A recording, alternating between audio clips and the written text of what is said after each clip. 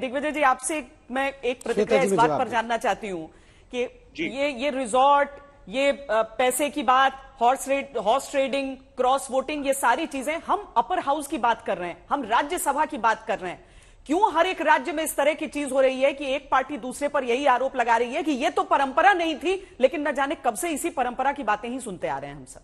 बिल्कुल, मेरे जैसे नौजवान के लिए बहुत दुखद है कि अगर इस तरह की चर्चा कहीं पर भी हो रही है, कम से कम हमारी हरियाणा में तो बिल्कुल नहीं हो रही, और जो जिसके साथ है वो बड़ी मजबूती से उसके साथ है। कांग्रेस अपने लोगों को नहीं संभाल पा रही है, वो एब्सेंट रहेंगे, वो वोटिंग डालने नहीं आएंगे, या इस तरह की चर्चा हरियाणा में जरूर चल रही है, या जो पीछे शाही कांड हुआ, चौधरी भूपेंद्र सिंह हुड्डा उसकी देन थे, वो भी एक बड़ा क्वेश्चन उठता है कांग्रेस पर। हमारे लोगों में इस तरह की कोई बात नहीं है, हमारे दोनों कैंडिडेट बड़े मजबूत हैं और दोनों जीत करके आए। लेकिन ये बताइए 29 में जीतेंगे कैसे? 11-9-9-29 हुए। वो हमें इसलिए लगता है कि एक तो आपके जो चौधरी अपने कुलदीप बिश्नोई जी हैं, वो भी वोट डालने नहीं आ रहे हैं, किरण चौधरी जी भी वहां नहीं गई हैं। अच्छा, एक दो लोगों की और चर्चा है।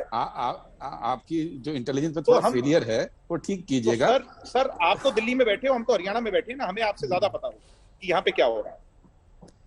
चलिए संबित पात्रा जी, पहले ये बताइए सपल साहब को कि आप आज इशारों में उनकी बातों को क्यों नहीं समझ रहे हैं? दूसरी चीज बात और कह रहा हूँ जी, मैं संपल साहब से एक रिक्वेस्ट करता हूँ, मेरे आदरणीय बड़े हैं, मैं एक बात और कह रहा हूँ, बड़े बड़े बड़े आदर से कह रहा हूँ कि शायद चौधरी भूपेंद्र सिंह हुड्डा भी निर्दलीय कैंडिडेट को वोट डालने जा रहे हैं, आप उनको संभाल लीजिए। देखिए, एक बड़ी मजेदार इस पूरे चुनावों के अंदर बात हो रही है कि अब जब जनबल फेल हो रहा है, मेरी बात जब एजेंसी फेल हो रही हैं, तो अब अफवाहों का सहारा लिया जा रहा है।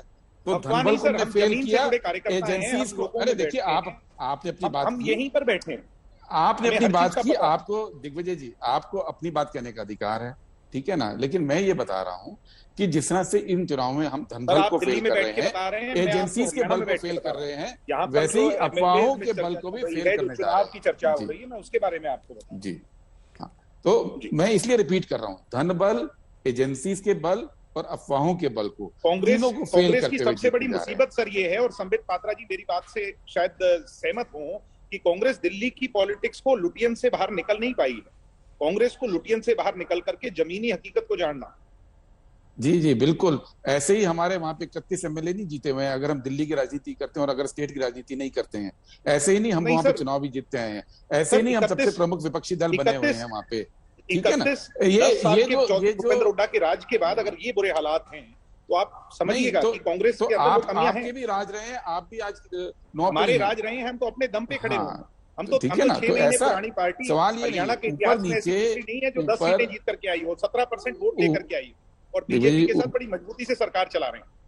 मजबूती से सरकार तो चुनाव के समय पे पूछेंगे, फिलहाल तो ये है कि 31 सीट पाने वाली पार्टी जो कि प्रमुख विपक्षी दल है हरियाणा के अंदर, अगर आप ये कहना चाहते हैं कि हम जमीन की राजनीति नहीं कर रहे हैं, और जो 9 सीट पे पार्टी है वो जमीन की राजनीति करके अपने को स्थापित की हुई है, तो ये तथ्यों का जनरेशन नहीं है, वो सिर्फ और सिर्फ दिल्ली के लुटियंस के अंदर बैठकर कांग्रेस पार्टी।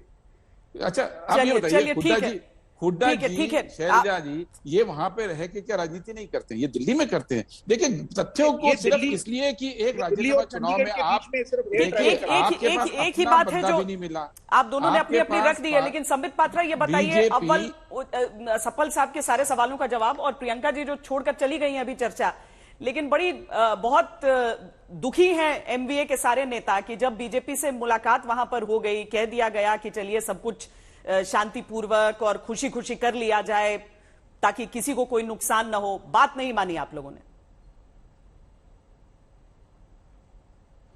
मैं एक एक करके जवाब देता हूं। पहले तो आज पहली बार सप्पल साहब ने आपके शो में, सप्पल साहब एक अच्छे पढ़े लिखे गुणवान प्रवक्ता हैं, शुक्रिया, उन्होंने कहा कि कांग्रेस अभी रीबिल्डिंग फेज में है।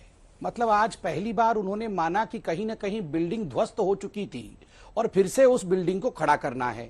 कैसे खड़ा करना है? जो लोग परिवार के इर्द गिर्द है, सपल जी उनके बोलने के बाद ले भाई साहब, मैं तो बीच में बोलता नहीं हूँ। सपल साहब, मैंने आपको इतने अच्छे अच्छे संज्ञान दिए, गुणवान कहा, आदरणीय कहा, फिर भी आप थोड़ा बह गया, शांति से सुन लीजिए।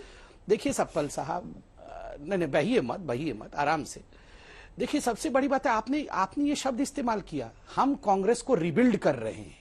देर हो गई है साहब ये रिबिल्ड करते करते। अब ये बिल्डिंग रीबिल्ड नहीं हो सकती है, और वो भी चीफ आर्किटेक्ट जब तक राहुल गांधी है, ये बिल्डिंग दोबारा बन जाएगी इसकी गुंजाइश भी मत रखिए। दूसरा ये हकीकत श्वेता जी, इन सारे डिस्कशन के बीच में एक महत्वपूर्ण डिस्कशन हमने छोड़ दिया है। आप वो दिखाइए हेमंत सोरेन जी का झारखंड से दिल्ली आना, सोनिया जी के साथ 1 घंटे से अधिक समय बिताना, तमतमा के झारखंड वापस जाना, और सोनिया जी को कह देना कि हम कांग्रेस का कैंडिडेट किसी भी कीमत पे नहीं देंगे, भले ही सरकार गिराना है तो आप सरकार गिरा दीजिए, और हेमंत सोरेन ने जेएमएम का कैंडिडेट दिया। ये छोटा विषय नहीं है। जो साथी पार्टी है वो भी जानते हैं आज कांग्रेस किस हाशिए पे खड़ी है। दूसरा, आपने कहा अफवाहों के बल पे हम यहां पर बैठ के अपने राज्यसभा के लोग जिता रहे हैं। अफवाहों के बल पे जिताना तो कांग्रेस से कोई सीखना चाहिए। अफवाहों के बल पे 2019 में प्रियंका गांधी राहुल गांधी कह रहे थे हम सरकार बना रहे हैं। अफवाहों के बल पे अभी 3 महीने पहले प्रियंका गांधी कह रही थी कि हम उत्तर प्रदेश में सरकार बना रहे हैं, 5 सीट भी नहीं आई है आप लोगों को। उसे कहते हैं अफवाहों के बल पे सरकार बनाना। हम जो कर रहे हैं वैज्ञानिक दृष्टिकोण के साथ और जमीनी स्तर से जुड़े हुए व्यक्तियों को किस प्रकार आगे एक भविष्य की राजनीति का सांचा मिले, उसको ध्यान में रखते हुए कर रहे हैं। और अंत में आपने प्रियंका चतुर्वेदी जी की बात और शिवसेना की बात पूछी श्वेता जी। श्वेता जी, राजनीति में यह धर्म हमारा नहीं है कि किस प्रकार से बाकी जो पॉलिटिकल पार्टी है जो अपने आप को विपक्ष मानती वो कैसे एस्टैब्लिश हो, वो कैसे फले फूलें, ये कर्तव्य हमारा नहीं है। वो दायित्व संपूर्ण रूप से उनके कंधे पर है। और आज गर्व के साथ मैं कहता हूं, ये दूरदर्शिता है नरेंद्र मोदी जी की, और ये हमारे परफॉर्मेंस का डंका है कि आज पहली बार हिंदुस्तान के इतिहास में लगभग 35 वर्षों के बाद 100 सीटों को स्पर्श कर रही है भारतीय जनता पार्टी। यह अपने आप में एक इतिहास स्थापित करती है। सपल साहब, क्लोजिंग कमेंट्स।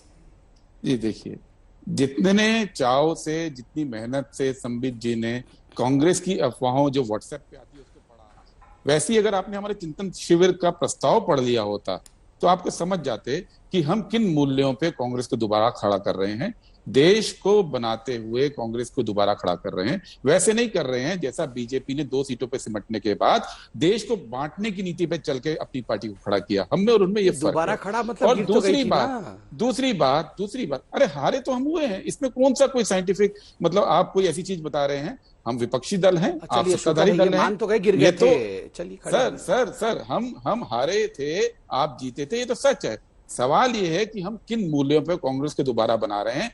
काश कि आप रूमर्स के अलावा हमारे चिंतन शिविर के प्रस्ताव को भी पढ़ लेते। और दूसरी बात, आपने कहा आप रूमर्स पे नहीं विज्ञान पे चल रहे हैं। सर, पूरा देश जानता है कि आपका संगठन और आपका जो पितृ संगठन है, दोनों में रूमर्स को ही विज्ञान माना जाता है। पूरा तंत्र जो खड़ा किया है इस देश के अंदर, वो रूमर्स का आप ही ने खड़ा किया है, जो आपकी जीत में बहुत बड़ा सहारा भी होता है।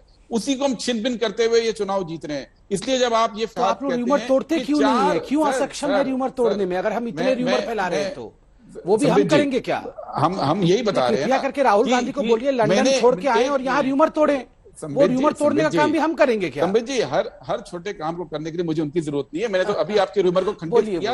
151 नहीं 169 हमारे पास। आपने रूमर फैलाया, हमने खंडन कर दिया। उस काम के लिए मैं काफी हूँ।